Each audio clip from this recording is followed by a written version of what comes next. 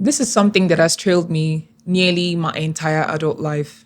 I've had problem falling asleep and staying asleep, what we medically call insomnia. So it's not even about being a doctor. My personal experiences makes me well equipped to be able to talk about this with you guys.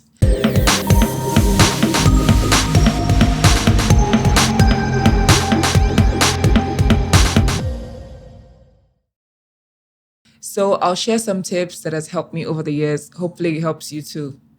Also, some people have reached out to me on issues they would like me to talk about. And if you're watching and you also have some medical concerns you'd like me to shed some light on, just go right to the comment section and I'll get to it. Some will also still be wondering, okay, yes, I have trouble sleeping, but how am I sure it's insomnia? Well, if it is insomnia, there's some daytime effects that you'll likely experience. Sleepiness during the day, extreme tiredness, difficulty concentrating, you're irritable, that's you're easily irritated or annoyed. And no, I'm not talking about those of you who inherited your anger problems or have unexplained anger issues. That has nothing to do with your sleep problems. You need to see a psychiatrist.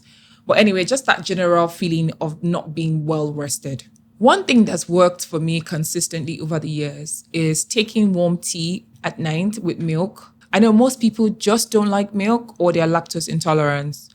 Well, either way, you can just take tea, preferably chamomile tea because it's more soothing.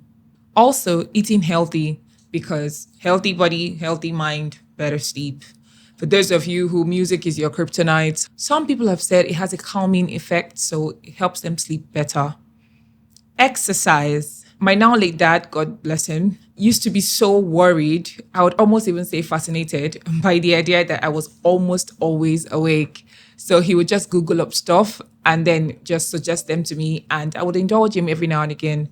One of those things was taking long walks early in the morning and early evenings, just back and forth around the house. And initially we used to do it together and then I started doing it alone.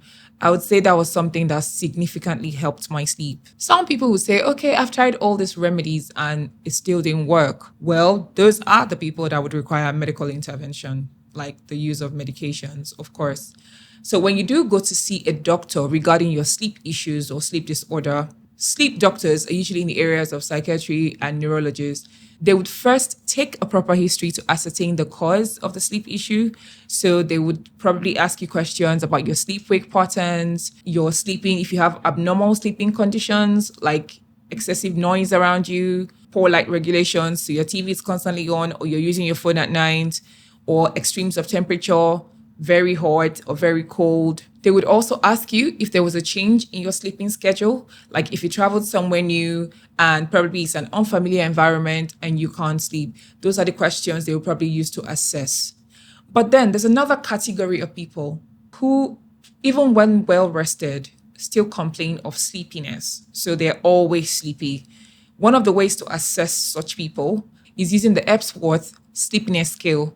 So those are just parameters to score the severity of the patient's symptoms. So it could be mild, moderate, or severe. But a score above 16 says you're dangerously sleepy. So that puts you at risk and others around you.